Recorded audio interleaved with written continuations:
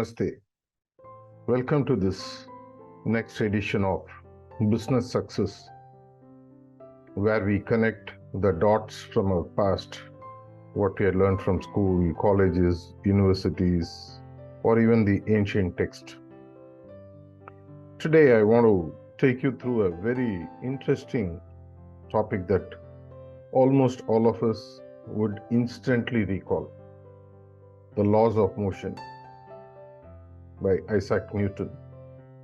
Who wouldn't remember the third law of motion, which goes on to say, for every action or force in nature, there is an equal and opposite reaction. We all understand it from a physics standpoint of view. After all, this one basic law of motion is what helps rockets take off, objects move. But how do we connect it back to the law of leadership and business? There is a beautiful connect to the ancient concept from India, the law of karma. The law of karma almost instantly connects back to the same as the third law of motion of Newton. If you look at the concept of cause and effect, we all know that every effect is based on a cause. Per contra, if you want to create a specific effect, you have to be clear of what will cause it and ensure you causate it.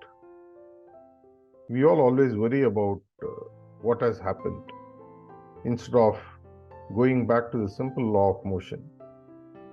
Wherever there is an effect, wherever there is a reaction, there has to be an action which has created it.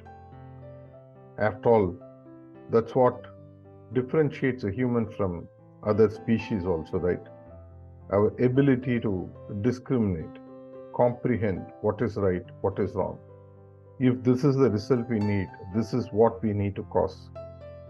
In fact, the best example of action-reaction is in the realm of interpersonal relationships, where people interact with people and they wonder why someone is behaving or reacting in a specific way, forgetting that it is we who have caused that ripple effect by our initial action or even inaction for that matter.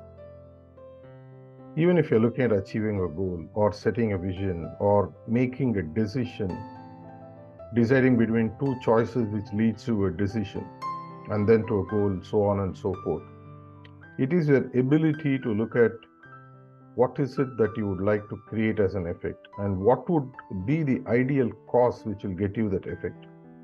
This simple third law of motion helps us to understand that it is we who create our future.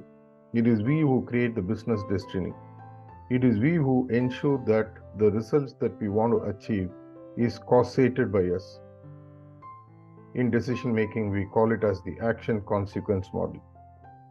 If you don't like the consequences, which means that the actions that you've chosen haven't come in alignment with the consequences you want to create, go back to the drawing board. If you have made a mistake, it's perfectly fine.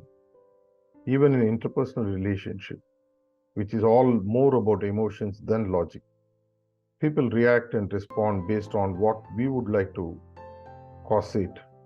Hence, if we fundamentally follow this one simple example or the learning from the Newton's third law of motion, that every reaction is caused by an action that we have seeded, life will be more predictable, less probabilistic.